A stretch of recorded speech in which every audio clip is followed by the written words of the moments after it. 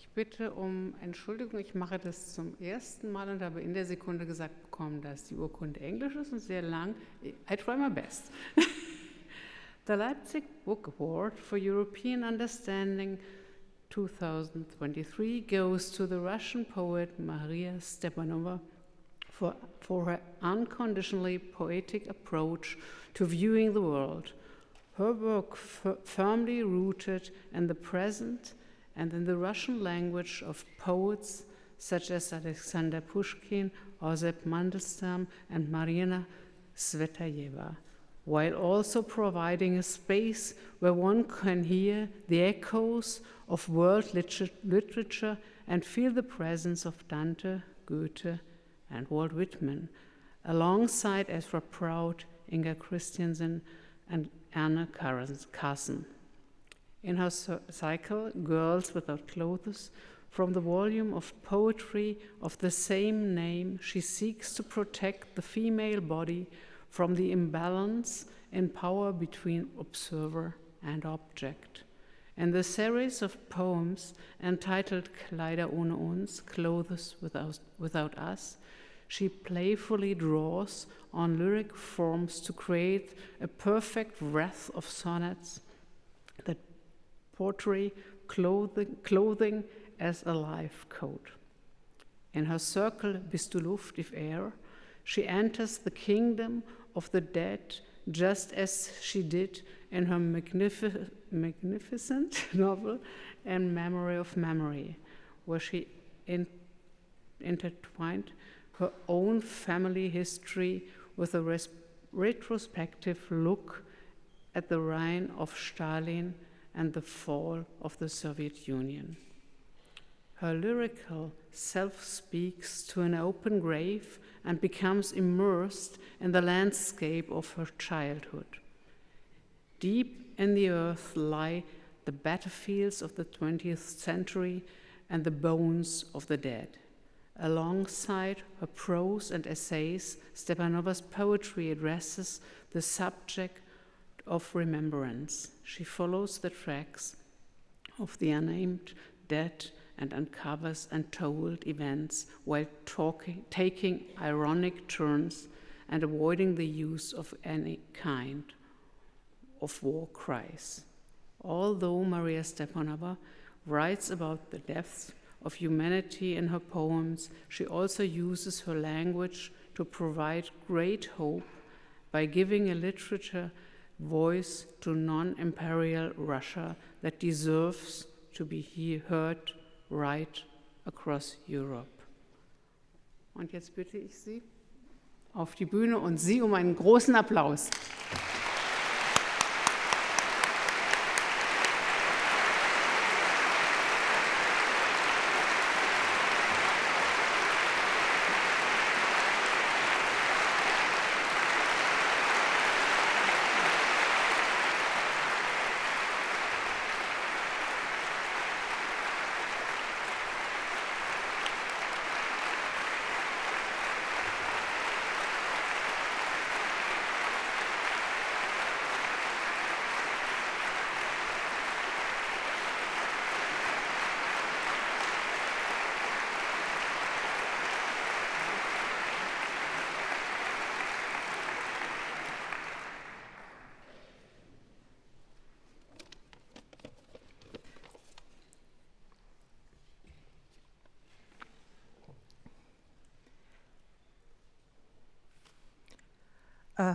Sehr geehrte Damen und Herren, I hope you'll be able to forgive me speaking in English in this wonderful evening.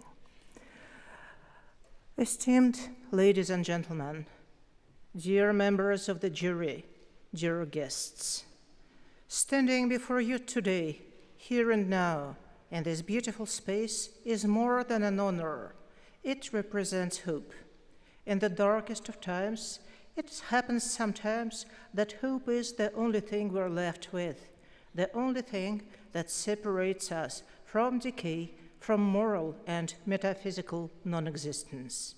It can happen to individuals, to human communities, and to entire societies. All the more grateful we feel when it turns out that we are not alone in the darkness. We are seen and heard. Our voices can make a difference. Someone wants to make sense of what we are. Someone needs to understand. My voice can be heard now, and I am immensely grateful for that. Grateful to those who have done everything to make it discernible in the German-speaking world. To Surkamp, my publishing house, and to my wonderful editor, Katarina Rabe, to my incredible translator, Olga Radetska, and to the great Ilma Rakuza. Those...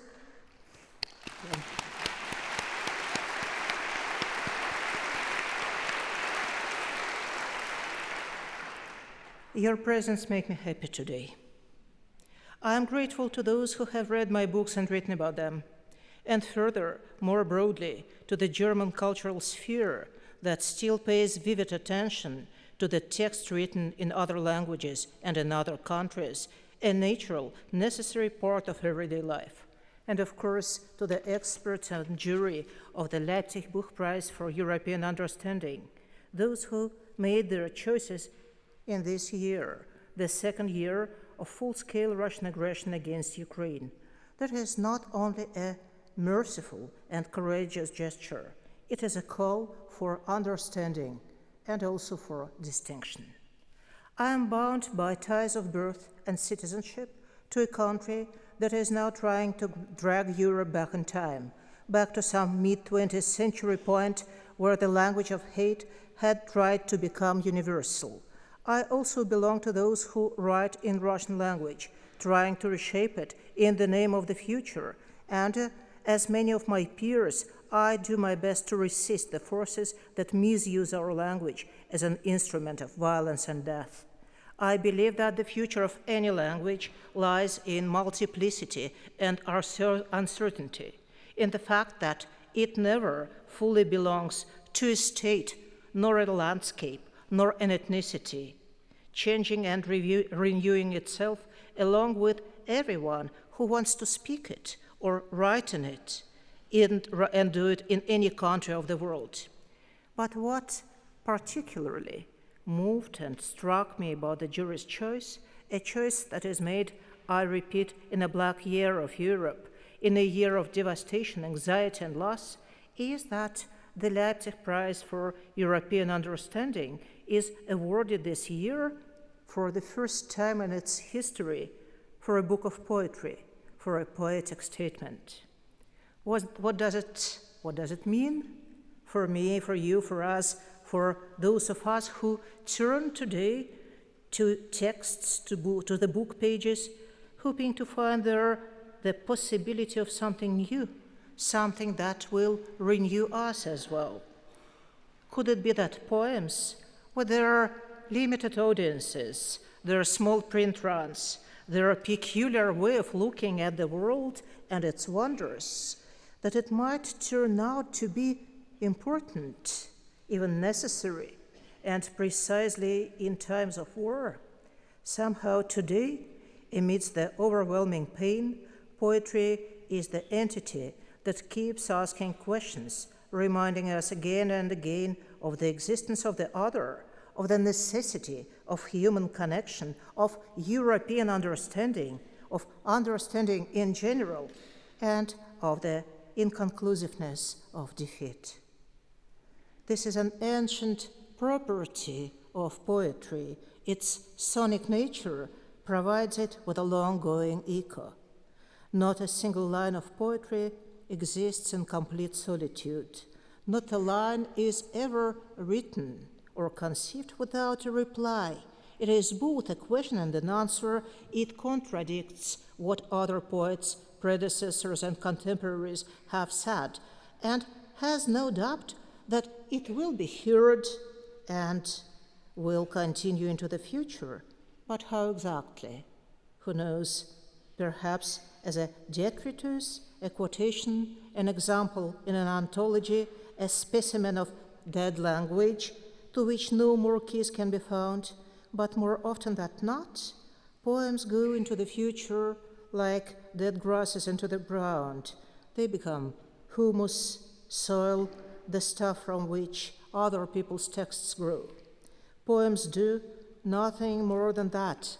They talk to each other, they respond and correspond, they rhyme and quote. They become part of a vast worldwide conversation that never ends, even when this or that language goes silent or fades away. This sounds comforting and also hopeless. We'll know well enough that, I quote, poetry makes nothing happen.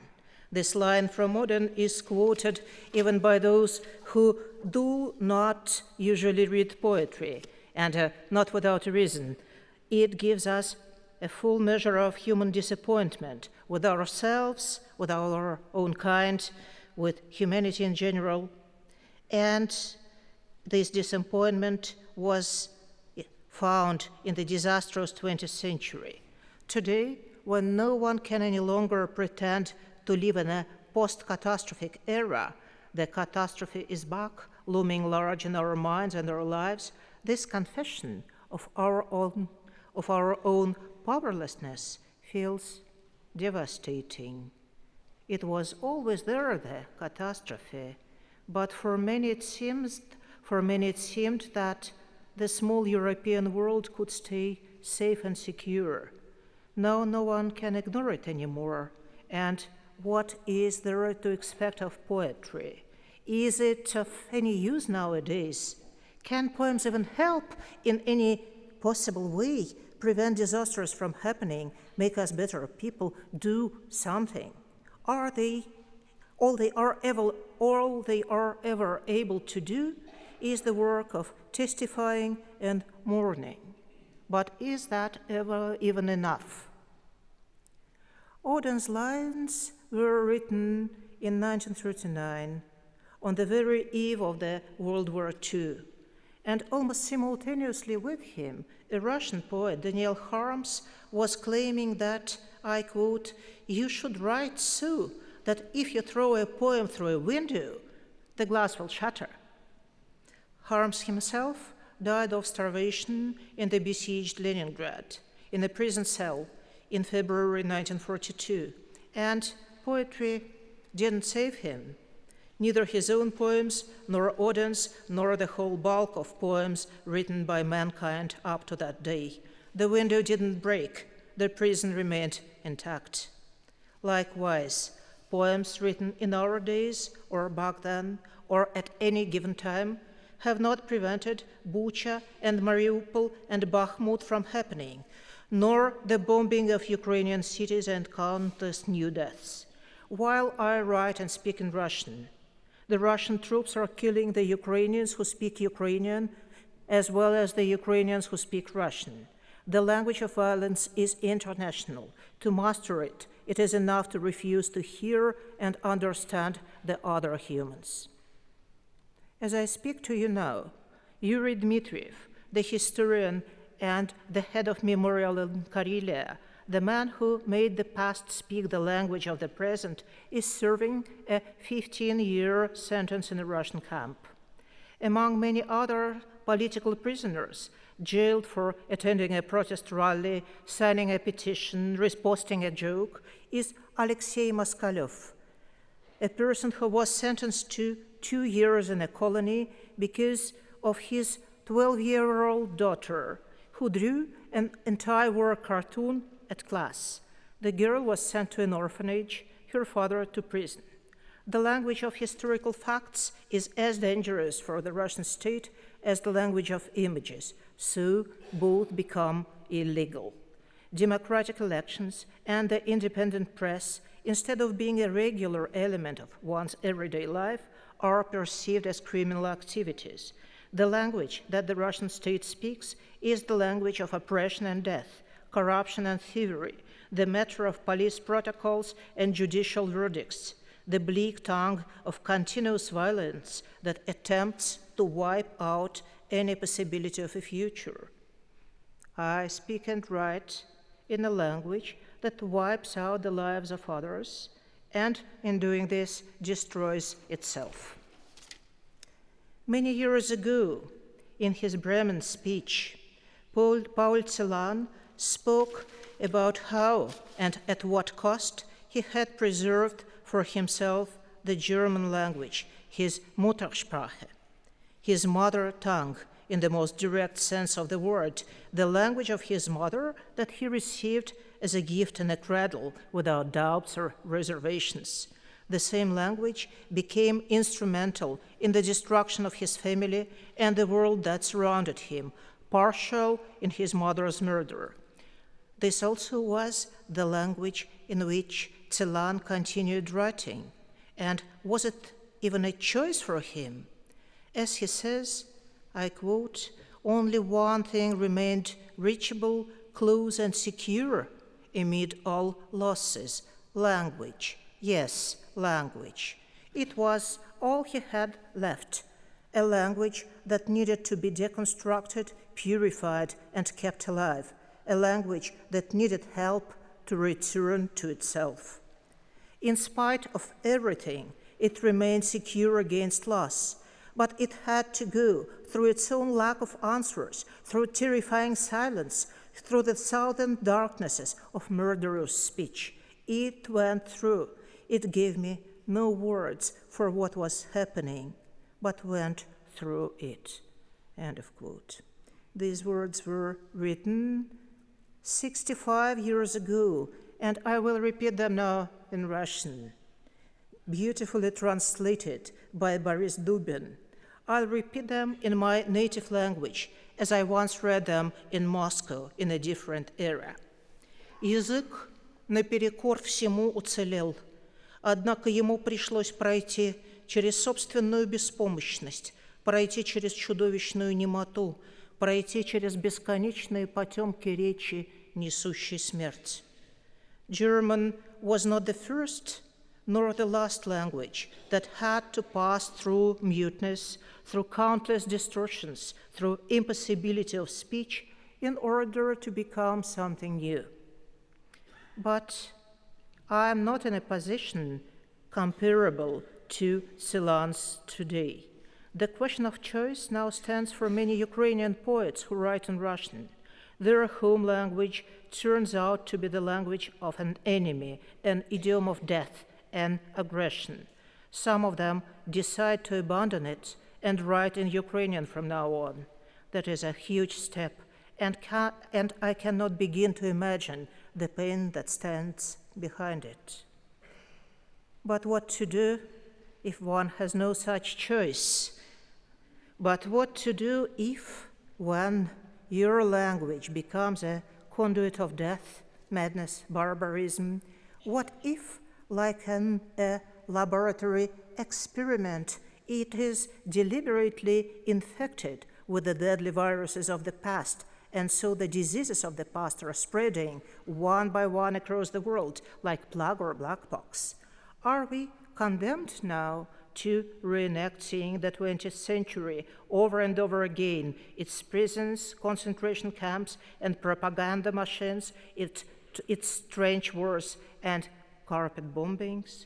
What do you do when the fabric of language, its texture, suddenly gets transparent, and you see all the hidden layers of latent and overt violence stored inside and eager to come out? The only thing that helps, perhaps, is to know that I am not alone. The work of understanding, like the work of poetry, is never done alone. Celan liked an image that he borrowed from Osip Mandelstam, a poet he loved, a letter in a bottle addressed to a person that doesn't yet exist, a message sent into the unknown in the hope of attention, an important category for Celan, attention and understanding. The weightless threads of understanding that stretch between texts, between languages, between gaping voids, somehow, faintly, ever so slowly, they still stitch our world together, coming closer to one another, making links, establishing connections, mending the torn fabric. Attention and understanding, it doesn't seem much, but come to think of it, there is nothing more important for our words, or maybe for ourselves, now that the Russian language is becoming increasingly diasporic, the language of displacement, exile, and dispersion. It won't need to be representing any kind of norm, nor to be afraid of changes, agrammatisms, imperfections. It will live, as it happens, in the multi-voiced, multilingual space, together with Belarusian and Arabic, Farsi and Turkish, German and Armenian, moving back and forth between worlds and borders. All we need is a hope to keep the conversation on, to participate in a mutual, universal work of understanding, to be translated from the local to the worldwide. As you remember, Paul Celan saw little difference between a poem and a handshake, between thought and gratitude, between thinking and thanking, denken und danken. I am deeply grateful to everyone that has gathered here today for the rare joy of thinking together across languages, along and over poetry lines, and for the fact that even in the darkest of times, you can still answer a poem with a handshake.